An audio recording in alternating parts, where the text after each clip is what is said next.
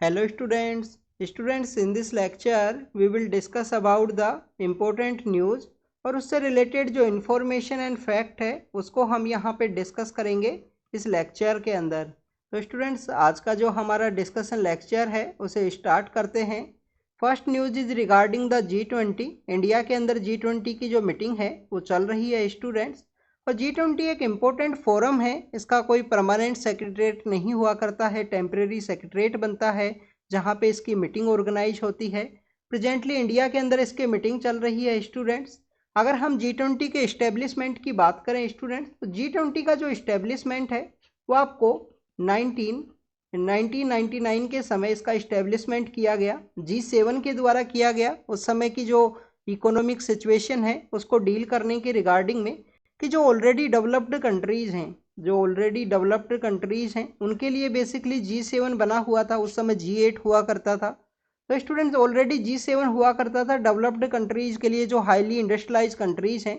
पर जो new एस्पिरिंग countries हैं, न्यू डेवलपिंग कंट्रीज़ हैं, न्यू इकोनॉमीज़ हैं, उनको यहाँ पे ऐड किया गया इस G20 के अंदर में। न्यू इकोनॉमीज़ को ऐड किया गया इस G20 के अंदर में। इनिशियल फेज के अंदर आपको जो फाइनेंस मिनिस्टर हैं, सेंट्रल बैंक के जो गवर्नर हैं, जो फाइनेंस मिनिस्टर प्लस में जो गवर्नर हैं, उनकी मीटिंग हुआ करती थी। फिर 2008 के समय दोबारा से स्लो डाउन की सिचुएशन क्रिएट हुई और उस समय इसको पॉलिटिकल हेड की जो मीटिंग है उसके रूप में कन्वर्ट किया गया। 19 कंट्रीज़ हैं प्लस में 1 आपको यूरोपियन यूनियन है वो देखने के लिए मिलता है, परमानेंट सेक्रेटरीट नहीं है। इस G20 के अंदर आपको एक शेरपा कॉन्सेप्ट और हुआ करता है। G20 के अंदर एक शेरपा कॉन्सेप्ट और हुआ करता है। शेरपा कॉन्सेप्ट बेसिकली क्या है? शेरपा कॉन्सेप्ट वो पर्सन है जो कंट्री के नॉमिनेटेड होते हैं, कंट्री के द्वारा उनको नॉमिनेट किया जाता है और उनके द्वारा जो भी कंट्री के जो नेगोशिएशंस हैं उनको इस जो लीडर समिट है उससे पहले उन नेगोशिएशंस को कैरी आउट किया जाता है।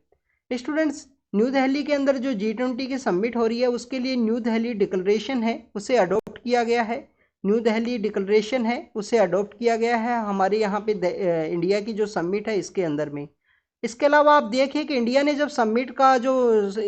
को जब समिट का यहाँ पे चांस मिला तो इंडिया ने इस समिट का जो थीम है वो कम्प्लीटली हमारा एंशिएंट समय की जो फिलोसफी है, वासुदेव कुटुंबकम, कंप्लीट जो अर्थ है उसको एक फैमिली का हम पार्ट देखते हैं।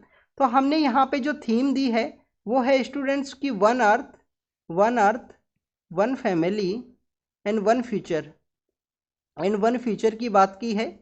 इसके अंदर जो फ्यूचर की जो यहाँ पे कंसर्न्स हैं उनको भी डिस्कस किया जाएगा, चाहे वो क्लाइमेट चेंज का कंसर्न हो। तो ये बेसिकली इंडिया का यहाँ पे लोगो था G20 के रिगार्डिंग में। जो अर्थ एंड फैमिली एक ही पार्ट बनाता है, जो वासुदेव कुटुंबकम फिलोसफी का पार्ट है, इंडिया का एंशिएंट समय से जो फिलोसफी है। स्टूडेंट्स, न्यू दिल्ली डिक्लेरेशन के अंदर में जो अफ्रीकन यूनियन है उसे ऐड किया गया एज ए मेंबर के रूप में। हो सकता है कि आगे जो G20 का नाम है, फ्यूचर के अंदर जो G20 का जो नाम है G20 प्लस के रूप से कर दिया जाए, G20 प्लस के रूप से कर दिया जाए, जैसे कि आपको G7 प्लस के रूप से देखने के लिए मिलता है। G7 प्लस इसकी आपकी चेयरमैनशिप जापान के पास में है और जापान और इंडिया दोनों ही इंस्टीट्यूशनल रिफॉर्मर्स के एंडोर्सर रहे हैं कि उनका डिमांड है दोनों का ही कि इंस्टीट्यूशंस को रिफॉर्म किया जाए। इंडिया की भी कंटिन्यूस डिमांड है, जैसे यूनाइटेड नेशन सिक्योरिटी काउंसिल के रिफॉर्म के रिगार्डिंग में दोनों कंट्रीज़ के द्वारा मिलकर एक G4 नाम का जो ग्रुप है वो बनाया हुआ है, जिसके अंदर जापान है, इंडिया है और 2 और कंट्री हैं। G4 के बारे में ऑलरेडी हमने डिस्कस किया है, आप कमेंट सेक्शन के अंदर बताना G4 के अंदर 2 कौन से और कंट्री हैं। इनको काउंटर करने के लिए कॉफ़ी क्लब है जो पाकिस्तान भी है, जिसके अंदर साउथ कोरिया भी है। Student, this is about the New Delhi declaration, जिसके अंदर अफ्रीकन यूनियन को ऐड किया गया। अफ्रीकन यूनियन 55 मेंबर कंट्रीज का एक ग्रुप है, अफ्रीकन कंट्रीज है। प्रेजेंट जो प्रेसिडेंसी है अफ्रीकन यूनियन की वो है कोमरोस के पास, वो है स्टूडेंट्स कोमरोस के पास। कोमरोस के बारे में हमने डिस्कस किया था। सपोज कीजिए ये अफ्रीका है, ये मडागास्कर है, मडागास्कर और अफ्रीका के बीच में जो जगह है वहाँ पे ये आइलैंड नेशन जो कोमरोस है वो सिचुएटेड है। तो this is all about the Africa से स्टूडेंट्स हमने नाइजीरिया को भी इनवाइट किया था। इंडिया ने जो इनवाइट किए हैं 9 कंट्रीज, उसके अंदर नाइजीरिया भी है। सदर्न अफ्रीका इसका पार्ट हुआ करता था, जो साउथ अफ्रीका है ऑलरेडी G20 का जो पार्ट है वो हुआ करता था। न्यू दिल्ली डिक्लेरेशन से पहले स्टूडेंट्स काफ़ी सारे ऐसे नेगोशिएशंस हैं जो कैरी आउट किए गए थे इंडिया के अंदर में, और उनके काफ़ी सारे ऐसे डिक्लेरेशन हैं, उनके बारे में भी आपको पता होना चाहिए कि न्यू दिल्ली डिक्लेरेशन से पहले ऐसे G20 के जो इंडिया के अंदर अलग अलग मीटिंग हुई हैं, उनके क्या आउटकम हैं, क्या कौन कौन सी जो मीटिंग है, इम्पोर्टेंट मीटिंग है, उनके बारे में आपको पता होना चाहिए। जैसे कि न्यूट्रिशनल सिक्योरिटी के रिगार्डिंग में डेक्कन का जो प्रिंसिपल है, जो डेक्कन के जो प्रिंसिपल्स हैं उन्हें अडॉप्ट किया था। न्यूट्रिशनल सिक्योरिटी जो प्रेजेंट समय की डिमांड भी है, क्योंकि food security one of the important issue है आफ्टर द जो कोविड-19 पोस्ट कोविड पीरियड के समय में फूड सिक्योरिटी के रिगार्डिंग में। इसके अलावा स्टूडेंट चेन्नई के जो हाई प्रिंसिपल हैं ब्लू इकोनॉमी एंड सी के रिगार्डिंग में, उसको हमने अडॉप्ट किया इसके अंदर में। इसके अलावा अगर हम बात करें टूरिज्म सेक्टर के रिगार्डिंग में, जो गोवा का प्रिंसिपल है, गोवा का जो टूरिज्म प्रिंसिपल है, गोवा का जो टूरिज्म के सेक्टर के रिगार्डिंग में प्रिंसिपल है, Deccan is regarding the food security, Chennai regarding the high sea level, जो हाई लेवल प्रिंसिपल है regarding the blue economy and the sea के रिगार्डिंग में। नेक्स्ट अगर हम बात करें स्टूडेंट्स, गांधीनगर प्रिंसिपल है। गांधीनगर प्रिंसिपल किस चीज़ से रिगार्डिंग में है? लैंड स्टोरेशन के रिगार्डिंग में। Gandhinagar principle for the land restoration के रिगार्डिंग में है, और ये बेसिकली क्लाइमेट चेंज को डील करेगा। नेक्स्ट अगर हम बात करें जयपुर कॉल फॉर एक्शन है, जयपुर कॉल फॉर एक्शन है वो है एमएसएमई सेक्टर के रिगार्डिंग में, कि प्रेजेंट समय में जो वर्ल्ड के अंदर एम्प्लॉयमेंट की जो डिमांड है उसको कैसे फुलफिल किया जाए, एमएसएमई सेक्टर्स का कैसे यूज किया जा सके, तो उसके रिगार्डिंग में वो बेसिकली अलग अलग प्रिंसिपल हैं। Deccan high principle for the food security, nutritional security, Chennai high principle for the blue economy के रिगार्डिंग में, Goa for tourism, Gandhinagar for land restoration and the Jaipur for the MSME sector के रिगार्डिंग में है। तो this is all about the New Delhi declaration, जिसके अंदर में काफ़ी सारे ऐसे प्रोविजन है जो क्लाइमेट चेंज, जो फाइनेंस, मल्टीलेटरल बैंक्स के रिफॉर्म्स के रिगार्डिंग में, जिनको यहाँ पे अडॉप्ट किया गया है कंट्रीज़ के द्वारा। अफ्रीकन यूनियन को ऐड किया गया है, इंपॉर्टेंट ये है। आगे इसका नाम हो सकता है चेंज हो, G20+ हो, या हो सकता है G21 हो, 21 सेंचुरी का भी समय है। नेक्स्ट न्यूज़ के बारे में अगर हम बात करें स्टूडेंट, जापान ने G7 की जो चेयरिंग उनके पास में है। फर्स्ट ऑफ ऑल आपको G7 के बारे में पता होना चाहिए। स्टूडेंट्स, G7 का जो इस्टेब्लिशमेंट है आपको 1975 के समय देखने के लिए मिलता है। 1975 के अंदर ये G7 है वो इस्टेब्लिश हुआ। एक inter governmental political and economic forum है, इंटर गवर्नमेंटल। 7 इसके अंदर मेंबर हैं। रसिया भी इसका पार्ट हुआ करता था, बाद में रसिया को जब क्रीमिया से अनेक्स किया तो रसिया को यहाँ से निकाल दिया गया। नेक्स्ट अगर हम बात करें जो 7 कंट्रीज जो पार्ट हैं, उसके अंदर स्टूडेंट्स यहाँ पे पार्ट है कनाडा, यहाँ पे पार्ट है कनाडा, यहाँ पे पार्ट है फ्रांस, यहाँ पे पार्ट है फ्रांस, यहाँ पे पार्ट है आपको देखने के लिए मिलेगा जर्मनी, यहाँ पे पार्ट है जर्मनी। जर्मनी के अलावा स्टूडेंट्स यहाँ पे इटली भी है, जर्मनी के अलावा यहाँ पे इटली भी है। इटली के अलावा आप देखिए कि यहाँ पे है जापान, जिनको अभी चेयरमैनशिप है किसकी? G7 की। और 2 कंट्री कौन से हुए स्टूडेंट्स? USA एंड UK, जो ऑलरेडी पावर हुआ करते थे, बिग पावर्स। तो कनाडा है, फ्रांस है, जर्मनी है, इटली है, जापान है, और US एंड UK है। समय समय पे इनवाइट भी किया जाता है अलग अलग कंट्रीज को। जैसे फ्रांस के अंदर जब 2019 में मीटिंग हुई थी, इंडिया को इनवाइट किया गया था। उसके बाद में जब जर्मनी में मीटिंग हुई उस समय भी इंडिया को इनवाइट किया गया। अभी जो चेयरमैनशिप है वो जापान के पास में है। और यहाँ पे बात की गई है कि जो यूक्रेन का जो बेसिकली यहाँ पे जो गैप क्रिएट हुआ है उसको कैसे फिल किया जा सके, यूक्रेन और जो रशिया का कन्फ्लिक्ट की वजह से, उसी के बारे में रिगार्डिंग में यहाँ पे डिस्कस किया गया है। नेक्स्ट है स्टूडेंट्स ग्लोबल बायोफ्यूल अलायंस के बारे में। ग्लोबल बायोफ्यूल अलायंस लॉन्च किया गया है G20 की मीटिंग के दौरान।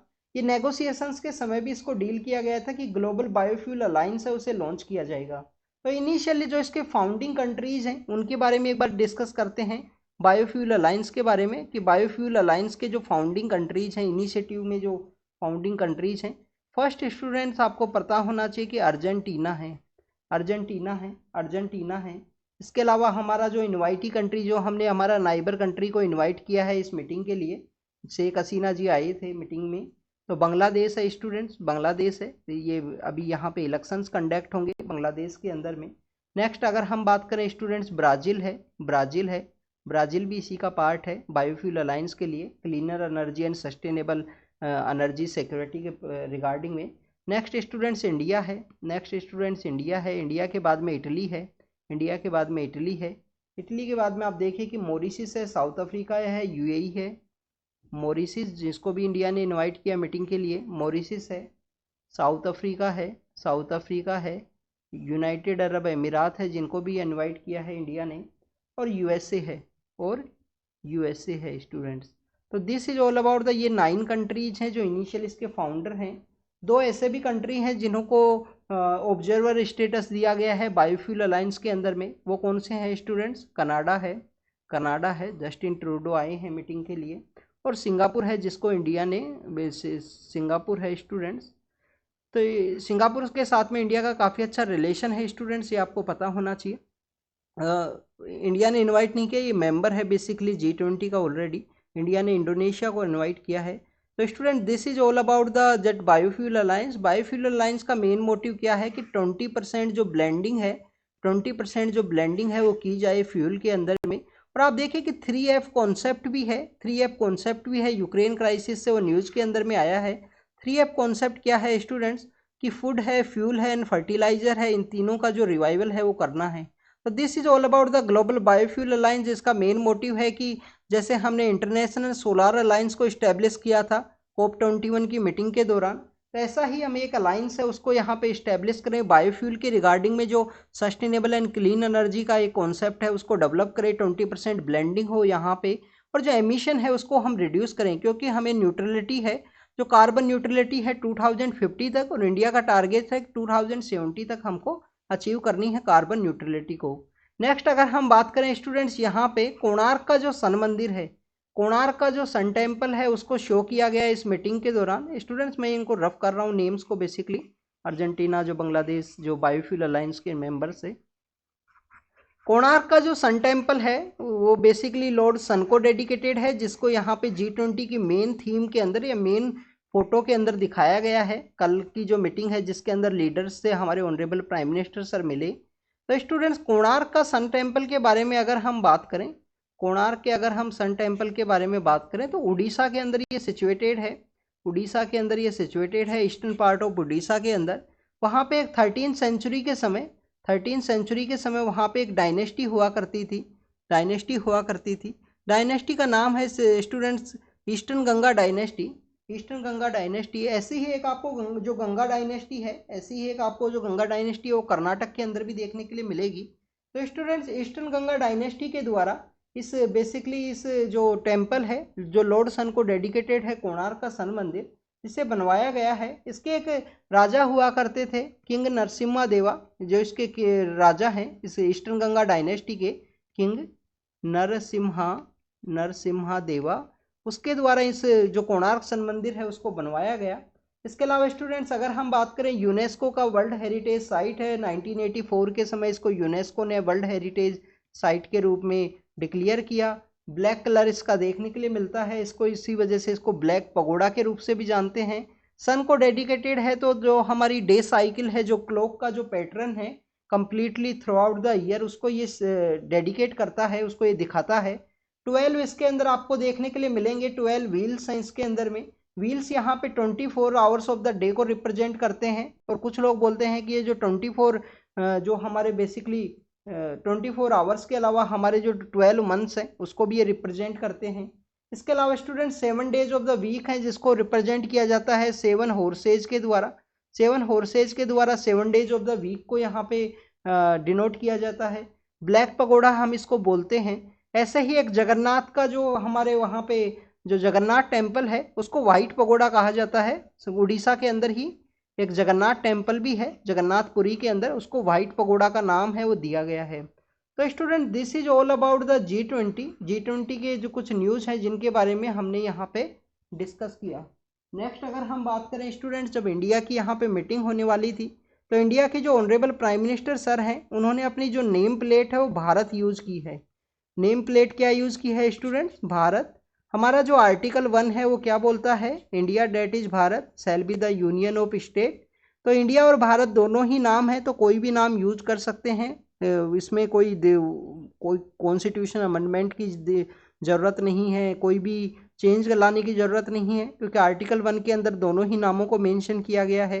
India that is Bharat. दोनों ही नामों का एंशिएंट इंडिया के साथ में रिलेशन है। भारत मीन्स हमारे यहाँ पे ऋग्वैदिक पीरियड के समय, भारत जो वर्ड है जो ऋग्वैदिक पीरियड के समय आपको देखने के लिए मिलेगा। भारता जो ट्राइब हुआ करती थी, भारत की जो संस्थान है, भारतवर्ष जो पौराणिक लिटरेचर के अंदर भी कहा गया है इंडिया को। इंडिया की अगर हम बात करें तो इंडस से रिलेटेड है, जो आपको 6 सेंचुरी BC के आसपास का जो समय है, 4th-6th सेंचुरी का समय है, उस समय में इसको यहाँ पे इंडस के आसपास के रीजन को इंडिया के रूप में उस समय प्रोनाउंस किया गया, बोला गया। तो उसी की वजह से इंडिया और भारत दोनों ही वर्ड इंडिया से ही रिलेटेड आपको देखने के लिए मिलते हैं। This is all about the कुछ जो इम्पोर्टेंट न्यूज़ थी उसको डिस्कस किया। G20 के अंदर जो फाइनेंशियल ट्रैक है उसके अंदर यहाँ पे स्टूडेंट्स जो क्रिप्टो है, क्रिप्टो को रेगुलेट करने की बात की गई। मल्टीलेटरल डेवलपमेंट बैंक्स हैं उनको यहाँ पे रिफॉर्म करने की बात की है। हमारे फाइनेंस जो मिनिस्टर हैं उन्होंने भी यहाँ पे कहा, निर्मला सीतारमन जी, की बेसिकली इनको रिफॉर्म करने की ज़रूरत है, क्रिप्टो को रेगुलेट करने की ज़रूरत है। तो क्रिप्टो का जो रेगुलेशन है वो इम्पोर्टेंट है। उन्होंने food, fuel and the fertiliser के बारे में बात कहा कि जो ब्लैक सी ग्रेन इनिशिएटिव है, अगर वो रिवाइवल होती है तो बेसिकली इंडिया को ही नहीं, साथ ही साथ वर्ल्ड को भी यहाँ पे इन्फ्लेशन से भी निजात मिलेगा। जो फूड का कम होने की वजह से, फूड की यहाँ पे कम अवेलेबिलिटी होने की वजह से जो इन्फ्लेशन इंक्रीज हुआ है वर्ल्ड के अंदर में। और ब्लैक से ग्रीन इनिशिएटिव बेसिकली एक इम्पोर्टेंट पार्ट था जो यूक्रेन एंड रशिया की कन्फ्लिक्ट होने के बाद भी टर्की के द्वारा एंड UN के द्वारा उसको डील किया गया था कि जिससे ग्रेन्स की जो सप्लाई है वो कंटिन्यूस की जा सके यूक्रेन से। यूक्रेन का एक पोर्ट भी हुआ करता था स्टूडेंट्स, ओडेसा नाम है उस पोर्ट का। उस पोर्ट के ऊपर रसिया ने अटैक किया था कुछ दिन पहले।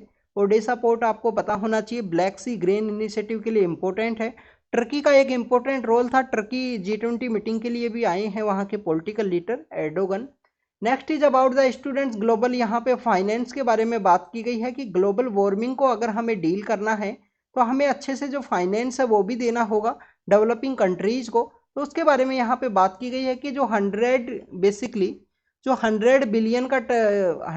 बिलियन का जो वादा किया गया था 2010 के समय कि डेवलपिंग कंट्रीज को हम इतना पैसा देंगे, तो उस कमिटमेंट को यहाँ पे पूरा किया जाए, जिससे कि जो ग्लोबल वार्मिंग है, जो यहाँ पे रिन्यूएबल एनर्जी है, उसको अच्छे से डील किया जा सके डेवलपिंग कंट्रीज के द्वारा, ग्लोबल साउथ के जो कंट्रीज हैं उनके द्वारा।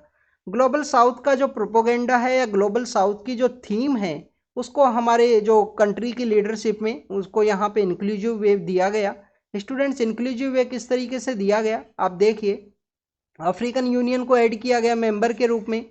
अब आप देखें कि इंडिया है, अफ्रीका है और बहुत सारे कंट्रीज हैं जो ग्लोबल साउथ के यहाँ पे रिप्रेजेंट करते हैं G20 के अंदर में, जिनका एक शेयर्ड हिस्ट्री है, कॉलोनियल पास्ट है। तो सभी यहाँ पे उनका shared history and colonial past होने की वजह से और कंटिन्यूस उनको यहाँ पे जो डिस्क्रिमिनेशन है वो फेस किया है, चाहे वो ग्लोबल इंस्टीट्यूशंस हो, चाहे ग्लोबल यहाँ पे मल्टीलेटरल डेवलपमेंट बैंक्स हो, पॉलिटिकल अनस्टेबिलिटी हो, पॉलिटिकल इंटरवेंशन हो, उन सभी के अंदर में। तो उस ग्लोबल साउथ का जो यहाँ पे वॉइस है उसको रेज करने के रिगार्डिंग में यहाँ पे फाइनेंस की बात की गई है कि ग्लोबल वार्मिंग के समय जो फाइनेंस की जो ज़रूरत है, जो उसको डील करने के रिगार्डिंग में, वो उस कमिटमेंट को जो डेवलप्ड कंट्रीज हैं उनके द्वारा पूरा किया जाना चाहिए। Common but different responsibility, common but different responsibility का जो कॉन्सेप्ट है उसको भी अडॉप्ट किया जाना चाहिए, क्योंकि वर्ल्ड को जो पोल्यूट किया है वो हाईली इंडस्ट्रियलाइज कंट्रीज के द्वारा किया गया है। डेवलपिंग कंट्रीज को अब उनके ऊपर रेगुलेशन लगा दिया जाए कि आप यहाँ पे एमिशन कम कीजिए। आपने अपना जो खुद का डेवलपमेंट है वो किया है हाईली इंडस्ट्रियलाइज कंट्रीज ने, और दूसरे कंट्री के ऊपर अगर अब रेगुलेशन लगा दिए जाएँ तो ये गलत होगा। तो यहाँ पे common but different responsibility as well as the जो फाइनेंशियल कमिटमेंट है उसकी बात की गई। नेक्स्ट यहाँ पे बात करें student, new Delhi municipal corporation का जो इफर्ट्स हैं इस मीटिंग को ऑर्गेनाइज करने के बारे में, उसको यहाँ पे डिस्कस किया गया। That is not important for our exams perspective, but हाँ कंट्रीब्यूशन सभी इंस्टीट्यूशंस का है, सभी हमारे जो फाइनेंशियल इंस्टीट्यूशंस हैं, सभी हमारी जो मिनिस्ट्रीज हैं, उनका एक स्पेशल कंट्रीब्यूशन है जिसके द्वारा इस मीटिंग को सक्सेसफुली ऑर्गेनाइज हुई है इंडिया के अंदर में। नेक्स्ट अगर हम बात करें स्टूडेंट्स, ग्लोबल फूड सिक्योरिटी की बात की गई है कि G20 की इस मीटिंग के अंदर फूड सिक्योरिटी के बारे में भी हमको बात करनी चाहिए, जैसे कि ब्लैक सी ग्रेन इनिशिएटिव जो ब्रोकर हुआ था टर्की के द्वारा इन UN के द्वारा, वो कम्प्लीटली अब यहाँ पे कम्प्लीटली फेज आउट हो चुका है रसिया के द्वारा इनकार करने की वजह से। और प्रेजेंट समय में जो फूड सिक्योरिटी की जो डिमांड है या फूड की जो डिमांड इंक्रीज हुई है उसको डील करने की रिगार्डिंग में ग्लोबल फूड सिक्योरिटी को भी यहाँ पे फोकस में रखना चाहिए G20 नेशंस के द्वारा। आप देखें कि यहाँ पे मिलेट्स का यूज़ किया गया है। G20 के जो लीडर्स मिले हैं उनका जो खाना है उसके अंदर में मिलेट्स का यूज़ किया गया। तो इंटरनेशनल ईयर ऑफ मिलेट जो इंडिया के द्वारा 2023 को डिक्लेयर करवाया गया था यूएन के अंदर में, तो उसी के रिगार्डिंग में है जो फूड सिक्योरिटी के रिगार्डिंग में एक इम्पोर्टेंट एग्जाम्पल होगा कि फूड सिक्योरिटी को अगर हमें अचीव करना है तो मिलेट्स का जो यूज़ है उसको इंक्रीज करना होगा, न्यूट्रिशनल सिक्योरिटी के लिए भी, फूड की अवेलेबिलिटी के लिए भी, और जो यहाँ पे अनप्रेसिडेंट क्लाइमेट के जो इवेंट्स हैं उनको डील करने के लिए भी मिलेट्स काफ़ी ज़्यादा इंपॉर्टेंट है, क्योंकि इसके अंदर में कम पानी के अंदर सेमी जो ड्राई रीजन है उसके अंदर भी यहाँ पे इसका जो डेवलप होना, इसका जो प्रोड्यूस होना है वो काफ़ी ज़्यादा इजीली है। नेक्स्ट यहाँ पे स्टूडेंट जो यूके के प्राइम मिनिस्टर हैं उनके साथ में मीटिंग हुआ, फ्री ट्रेड पैक्ट के बारे में बात किया गया। दोनों ही कंट्रीज़ के बीच में जो ट्रेड है काफ़ी सही है। अब उसको फ्री ट्रेड डील के रिगार्डिंग में जो फ्री ट्रेड डील है या फ्री ट्रेड जो एग्रीमेंट है उसको साइन किया जाए दोनों ही कंट्रीज़ के द्वारा। तो उसके बारे में बात की गई है कि completely work on the progress है, उसको जल्द ही यहाँ पे अचीव किया जाएगा फ्री ट्रेड एग्रीमेंट को। नेक्स्ट न्यूज़ की बात करें student, next news is about the India Saudi Arabia and India Saudi Arabia ने जो यूरोपियन यूनियन एंड यूएस को ज्वाइन किया है इस इकोनॉमिक कॉरिडोर प्रोजेक्ट के अंदर में, उसके रिगार्डिंग में है। सबसे पहले यहाँ पे बात करेंगे इस प्रोजेक्ट के बारे में। काफ़ी ज़्यादा इम्पोर्टेंट है ये प्रोजेक्ट स्टूडेंट्स हमारे लिए भी। और दूसरा अगर हम बात करें कि यहाँ पे यूएस एंड यूरोपियन यूनियन के द्वारा एक पार्टनरशिप यहाँ पे चलाई गई थी ग्लोब के अंदर में, partnership for global infrastructure and the investment, partnership for global infrastructure and investment PGII। PGII का बेसिक मोटिव यही है कि इंफ्रास्ट्रक्चर का डेवलपमेंट किया जाए, वर्ल्ड के जो अलग अलग एरियाज़ हैं वहाँ पे इंफ्रास्ट्रक्चर है उसका डेवलपमेंट किया जाए। आप देखें कि सऊदी अरेबिया के साथ हमारे ऑलरेडी रिलेशंस अच्छे हैं, आज के समय से नहीं हैं, एंशंट समय से। इसको बेसिकली उस समय का जो स्पाइस रूट है, स्पाइस रूट का भी पार्ट रखा गया है। सऊदी अरेबिया जो मौसम हमारा वर्ड है, मौसम भी बेसिकली उसी से रिलेटेड है, मानसून जो वर्ड है वो भी उसी से रिलेटेड है कि सऊदी अरेबिया से जो साउथ वेस्ट मानसून जब हमारा एक्टिव हुआ करता था उस समय में जो मिडिल ईस्ट के जो व्यापारी है वो एंशंट समय में आया करते थे बोट के थ्रू इंडिया के अंदर में। तो PGII के इस कॉन्सेप्ट के through India and Saudi Arabia को कनेक्ट करते हुए जो यूरोपियन यूनियन है उसको यहाँ पे कनेक्ट किया जाएगा, और जिसका मेन मोटिव यही है कि जो बेल्ट एंड रोड इनिशिएटिव है, somehow belt and road initiative को काउंटर किया जाए, क्योंकि इटली ने अभी बेल्ट एंड रोड इनिशिएटिव से जो एग्जिट करने का जो प्रपोजल है वो रखा है कि वो चाइना के द्वारा जो बेल्ट एंड रोड इनिशिएटिव है उसको वो एग्जिट करेंगे। तो हमारे यहाँ पे एक नया जो प्रोजेक्ट है वो लॉन्च किया गया, India middle east Europe east Europe India middle east Europe economic corridor. तो this is all about the IMEEC नाम से है, India middle east Europe economic corridor, जिसे स्टूडेंट्स लॉन्च किया गया है इस G20 की मीटिंग के अंदर में। नेक्स्ट अगर हम इस इंडिया मिडिल ईस्ट इस कॉरिडोर के बारे में बात करें स्टूडेंट, तो इसके अंदर कौन कौन से कंट्रीज़ हैं सबसे पहले तो आपको ये पता होना चाहिए। तो स्टूडेंट्स अगर हम कंट्रीज़ के बारे में बात करें तो इस India middle east Europe economic corridor के अंदर सबसे पहले आप देखिए कि इंडिया है, यहाँ पे सबसे ईस्टर्न साइड के अंदर में। नेक्स्ट अगर हम बात करें यूएस का लीडरशिप में है, यूएस इसके साथ में डायरेक्टली कनेक्ट नहीं होगा बट यूएस का लीडरशिप है। यूएस के साथ में आपको देखने के लिए मिलेगा यूनाइटेड अरब अमीरात भी इसका पार्ट है। यूनाइटेड अरब अमीरात के अलावा जो है सऊदी भी इसका पार्ट है। France, Germany, Italy and European union, France,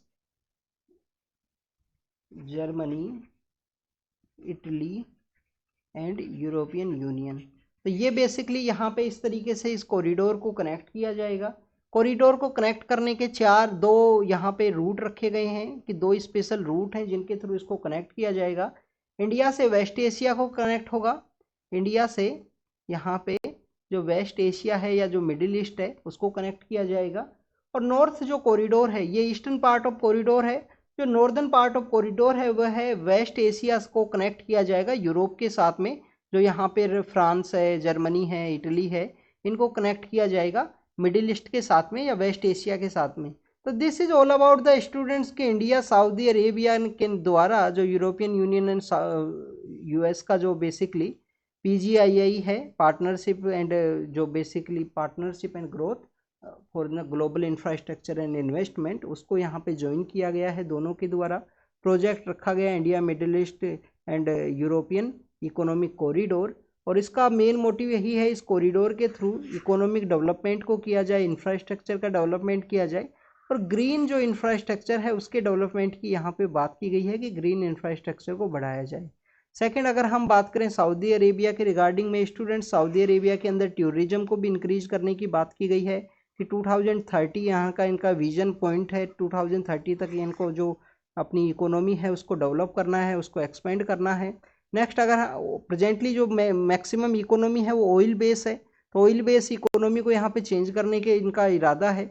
next, red सी के आसपास टूरिज्म के लिए सऊदी अरेबिया ने काफ़ी अच्छा जो डेवलपमेंट है वो किया है।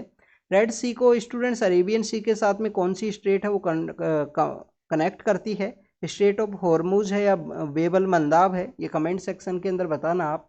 इसके अलावा स्टूडेंट्स यहाँ पे बताया गया कि जब ये रिसेंटली जो लास्ट मंथ था अगस्त का, उसके अंदर में इंडिया है, इंडिया के द्वारा ही ब्रिक्स का जो ऑर्गेनाइजेशन है या ब्रिक्स के जो कंट्रीज हैं उसके अंदर सऊदी अरेबिया, यूनाइटेड अरब अमीरात है, उसको भी यहाँ इंडिया ने उन दोनों को यहाँ पे ज्वाइन किया है ब्रिक्स के अंदर में।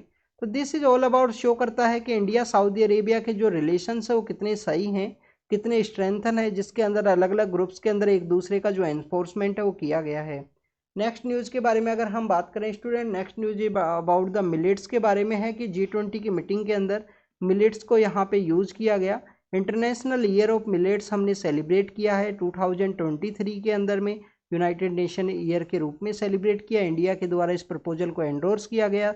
मिलेट्स काफ़ी इंपॉर्टेंट है प्रेजेंट समय की जो न्यूट्रिशनल सिक्योरिटी है उसके परस्पेक्टिव में भी काफ़ी ज़्यादा इंपॉर्टेंट है। स्टूडेंट्स, जो मिलेट्स हैं इनको उगाने के लिए आपको सेमी ड्राई रीजन या ड्राई रीजन के अंदर भी आप इनको उगा सकते हो। पानी की जो ज़रूरत है वो काफ़ी कम है। इंडिया के अंदर एंशेंट समय से ही काफ़ी सारे जो मिलेट्स हैं जो हमारे पूर्वज हुआ करते थे उनके द्वारा मिलेट्स उनके खाने के अंदर यूज़ किया जाते थे, और न्यूट्रिशनल सिक्योरिटी के लिए काफ़ी ज़्यादा इंपॉर्टेंट है। जो न्यूट्रिशन आपको बेसिकली राइस एंड व्हीट से नहीं मिलता वो न्यूट्रिशन आपको यहाँ पे मिलेट से मिलता है। मिलेट्स इंडिया में कौन कौन से उगाए जाते हैं, जैसे कि बाजरा उगाया जाता है, रागी उगाई जाती है, ज्वार उगाया जाता है। बाजरा आपको देखने के लिए मिलेगा कि राजस्थान, हरियाणा एंड गुजरात का जो रीजन है। रागी की अगर हम बात करें, रागी आपको मैक्सिमम कर्नाटका के रीजन के अंदर देखने के लिए मिलती है। ज्वार की अगर हम बात करें, ज्वार महाराष्ट्र के रीजन के अंदर उगाई जाती है। और भी अलग अलग एरियाज़ के अंदर अलग अलग तरीके के जो मिलेट्स हैं उगाए जाते हैं। G20 की इस मीटिंग के अंदर जो मिलेट्स है उसको शो करने का रीज़न यही है कि मिलेट्स का इंडिया के अंदर प्रोडक्शन जो हाईएस्ट होता है वर्ल्ड का, इसका और दूसरा मोटिव यही है कि कैसे ये इम्पोर्टेंट फूड है आपका जो ईटिंग हैबिट्स है उसके लिए। प्रेजेंट समय में जो इस तरीके के ईटिंग हैबिट्स की वजह से ओबेसिटी का इंक्रीज होना, जो वर्किंग स्टाइल है उसकी वजह से ओबेसिटी आना, या दूसरे जो डिजीज़ हैं लाइक द डायबिटीज़ का होना, इन सब को डील करने के रिगार्डिंग काफ़ी इंपॉर्टेंट है मिलेट्स। नेक्स्ट, यहाँ पे इंडिया ने प्रपोज किया है कि क्लाइमेट को ऑब्जर्वेशन करने के रिगार्डिंग में इंडिया का प्रपोजल ये है कि G20 को अपनी एक जो सैटेलाइट है उसे लॉन्च करना चाहिए, जिसके अंदर में इन्होंने लाइफ से रिलेटेड भी क्लाइमेट चेंज की बात की गई है। इस G20 मीटिंग के अंदर में अपनी एक सैटेलाइट की बात की है। ऐसे देखिए, इंडिया का सार्क के साथ भी एक सैटेलाइट है जिसके अंदर पाकिस्तान को ऐड नहीं किया गया है। पाकिस्तान का बेसिकली कुछ इस तरीके का जो टेररिज्म की रिगार्डिंग की एक्टिविटीज़ की वजह से उसको शामिल नहीं किया जाता है इन सब प्लेटफॉर्म्स के अंदर में। नेक्स्ट, अगर हम बात करें स्टूडेंट्स, यहाँ पे एक हमारा संडे है, न्यूज़पेपर है, तो न्यूज़पेपर काफ़ी लेंदी आता है संडे के दिन का, काफ़ी सारी इन्फॉर्मेशन होती है। तो यहाँ पे आसियान के बारे में बात की गई है कि आसियान का जो अभी रिसेंटली मीटिंग हुआ था, तो ये जो साउथ ईस्ट एशिया है, ये साउथ ईस्ट एशिया है कैसे यहाँ पे एक स्टेबल है, कैसे इम्पोर्टेंट है, उन सब पर्सपेक्टिव के बारे में बात की गई। आसियान के बारे में हमने ऑलरेडी डिस्कस किया है। 1967 के समय यहाँ पे कुछ 5 कंट्रीज मिलते हैं। प्रेजेंट समय में इनकी जो संख्या है वो 10 है। बैंकॉक डिक्लेरेशन वहाँ पे साइन किया जाता है।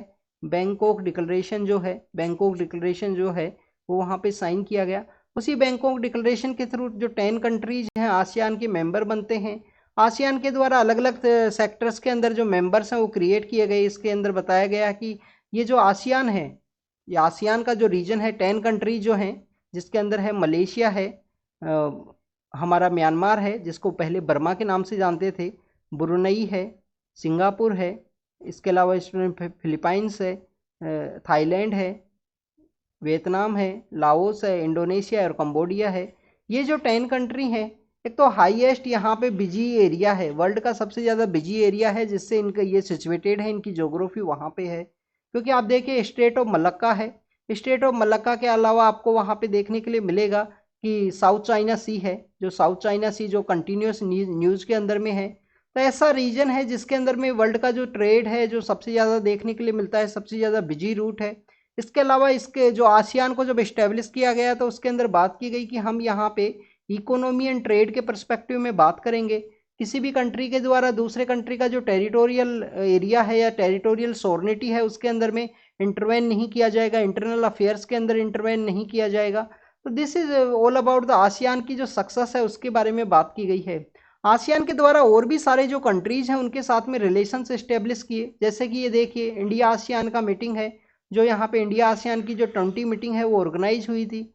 ईस्ट एशिया समिट भी है, ईस्ट एशिया समिट है जो 2005 के समय इस्टेब्लिशमेंट में आता है, जिसके अंदर जो 10 कंट्री हैं वो आसियान के हैं, प्लस में आपको 8 कंट्री और देखने के लिए मिलते हैं। 8 कंट्री कौन कौन से हैं? यूएसए है, रसिया है, चाइना है, इंडिया है, साउथ कोरिया एंड जापान है, साउथ कोरिया एंड जापान है। इसके अलावा स्टूडेंट न्यूजीलैंड एंड ऑस्ट्रेलिया है। ऐसे 10 कंट्री हैं, 8 कंट्री हैं, प्लस में 10 कंट्री उनकी हैं। तो इस तरीके से ईस्ट एशिया समिट है। आरसीईपी के बारे में बात की गई है, इसमें आप यूएस एंड रसिया को निकाल दो तो ये कंट्री आरसीईपी का पार्ट हुआ करते थे। इंडिया ने फिर आरसीईपी नहीं ज्वाइन किया। तो this is all about the success story of ASEAN के बारे में बताया गया है। उसकी जो सक्सेस स्टोरी है उसको डिस्कस किया है कि कैसे ये रीजन है वो काफ़ी ज़्यादा इम्पोर्टेंट है ग्लोबल पर्सपेक्टिव में, ट्रेड के पर्सपेक्टिव में और पॉलिटिकल स्टेबिलिटी के रिगार्डिंग में। नेक्स्ट स्टूडेंट्स, यहाँ पे इलेक्ट्रॉनिक वेस्ट के बारे में बात की गई कि इंडिया के अंदर देखिए, आप देखिए इंडिया के अंदर पर पर्सन जो मोबाइल की अवेलेबिलिटी है वो काफ़ी सही होने की वजह से अगर हम कंपेयर करें तो वहाँ इंडिया के अंदर जो मोबाइल्स के जो अवेलेबिलिटी है वो काफ़ी ज़्यादा है। और मोबाइल टेक्नोलॉजी के थ्रू हमने फाइनेंस सेक्टर में किस तरीके से अचीव किया है वो इंडिया का एक सक्सेसफुल स्टोरी है।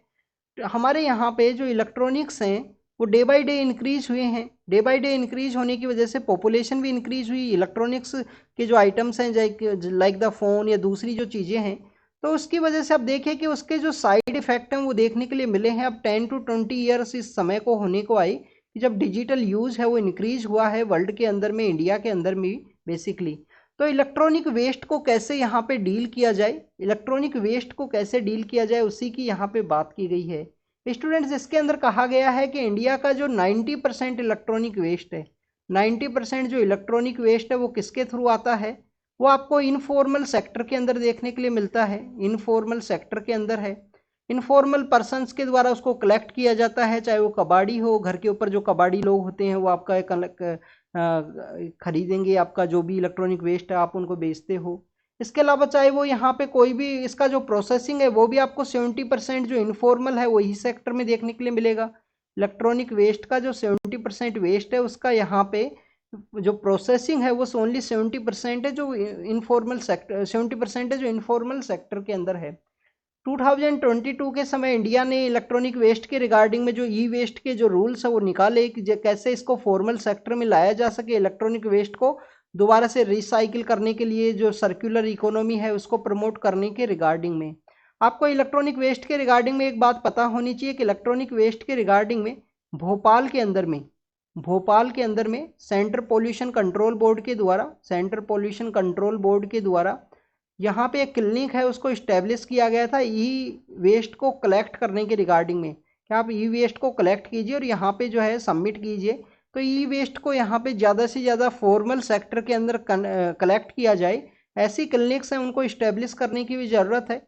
This is all about the electronic waste. What is electronic waste? अगर कोई डेफिनेशन आपसे पूछे तो ऐसा कोई भी इलेक्ट्रॉनिक सामान जो आप यूज़ करते हो आपकी डेली लाइफ के लिए और वो यहाँ पे वेस्ट बनता है, उसको अगर आप बेचते हो तो इलेक्ट्रॉनिक वेस्ट का पार्ट है, जिसके अंदर कुछ भी हो सकता है। फ़ोन है, डिजिटल वॉच है, लैपटॉप है, इवन आजकल तो स्पीकर, बहुत सारी चीज़ें हैं जो डिजिटल सेक्टर की हैं, इलेक्ट्रॉनिक सेक्टर की हैं।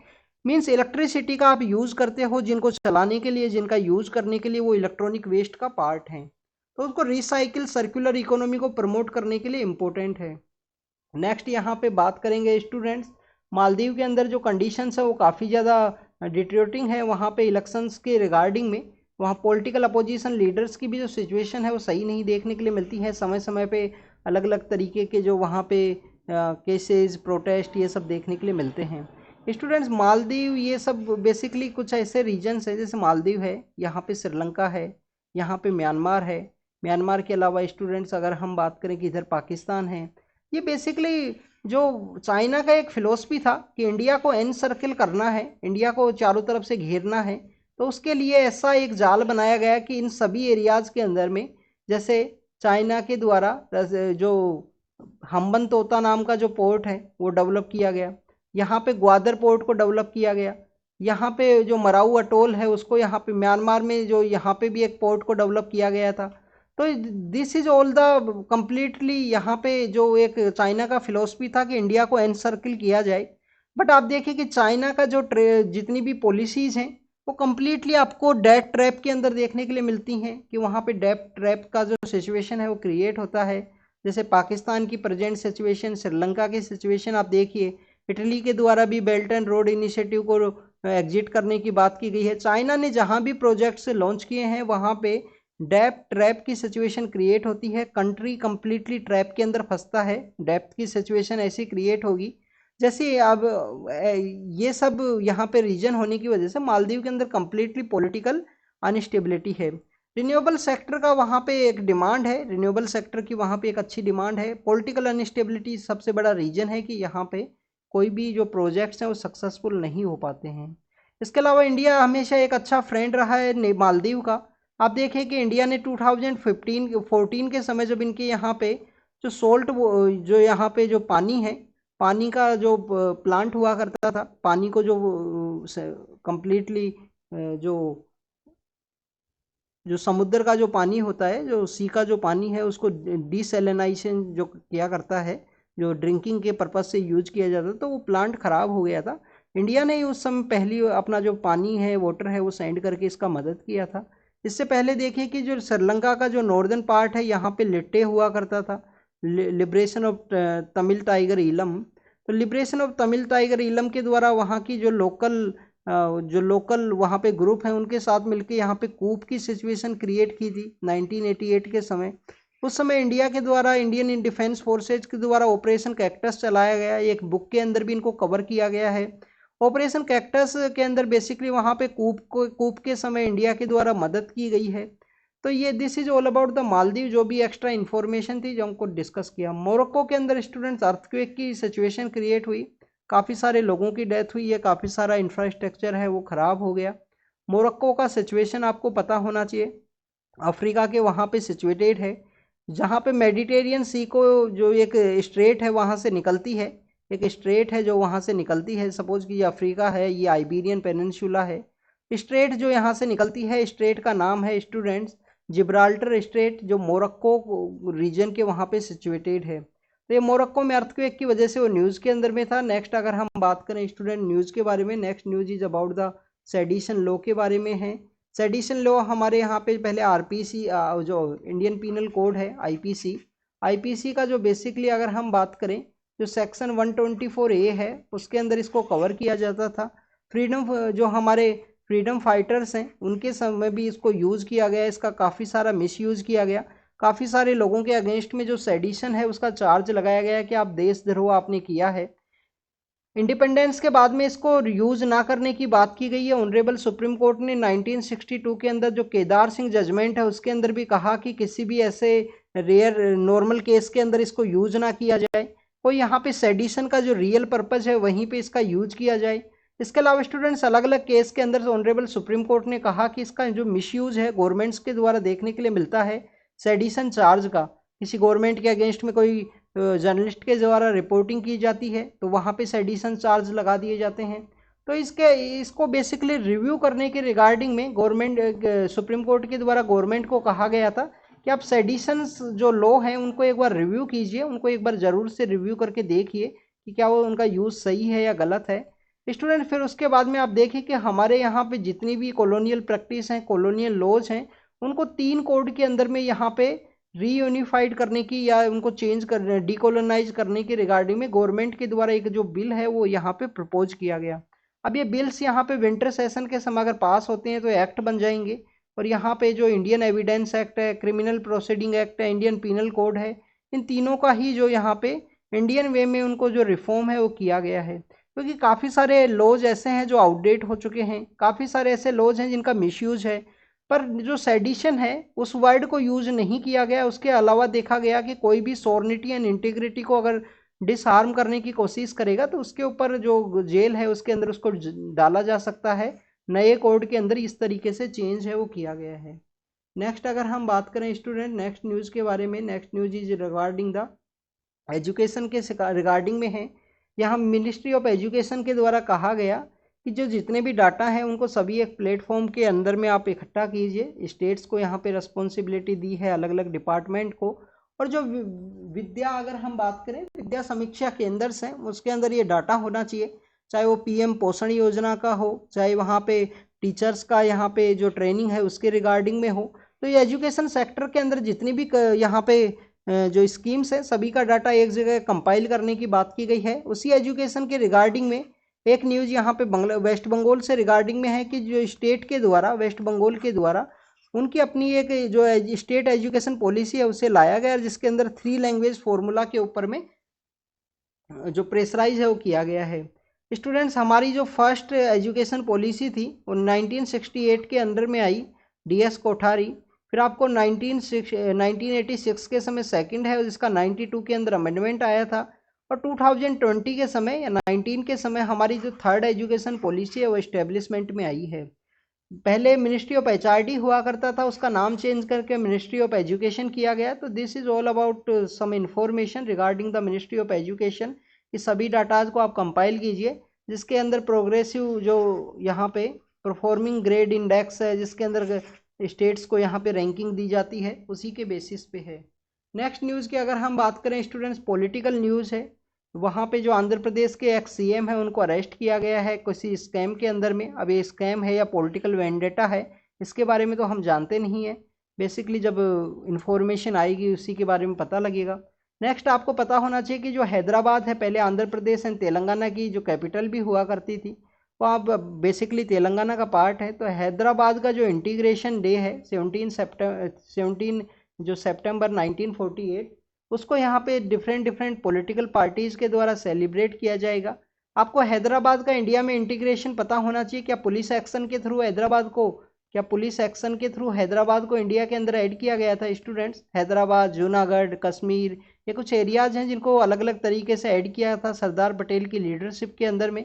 यहाँ पे आप देखें कि वहाँ पे जो निज़ाम हुआ करता था उनके द्वारा अपना जो रजाकर्स हैं, एक मिलिशिया ग्रुप है जो रजाकर्स हैं, उनको डेवलप किया। तो रजाकर्स की जो फिलोसफीज हैं, रजाकर्स का जिस तरीके से हरेसमेंट था उसके अगेंस्ट में वहाँ के जो लोग हैं, स्पेशल वहाँ की जो कम्युनिस्ट पार्टी है उसके द्वारा एक मूवमेंट चलाया गया था उस समय में। फिर ये इंडिया के अंदर इसका इंटीग्रेशन होता है 17 सितंबर 1948 को। तो this is all about the integration का। अभी जो पार्टीज है वहाँ पे इलेक्शन होने वाले हैं, इस वजह से सभी पार्टीज के द्वारा इस इंटीग्रेशन डे को सेलिब्रेट किया जाएगा। उसी वहीं ये तेलंगाना का न्यूज़ थी, आंध्र प्रदेश के अंदर जो एक्स CM है चंद्रबाबू नायडू, उनको अरेस्ट कर लिया गया किसी स्कैम के रिगार्डिंग में, कोई skill base regarding excellence centre का डेवलपमेंट की रिगार्डिंग में स्कैम है, तो उसके बारे में न्यूज़ थी। तो this is all about today's discussion student. जो भी इंफॉर्मेशन है उसको हमने डिस्कस किया। जो इम्पोर्टेंट जो न्यूज़ है उनको हम एक्स्ट्रा वे में भी कवर करेंगे, जो हमारा स्मॉल न्यूज़ को हम कवर करते हैं उसके अंदर में। Thank you students, thank you very much.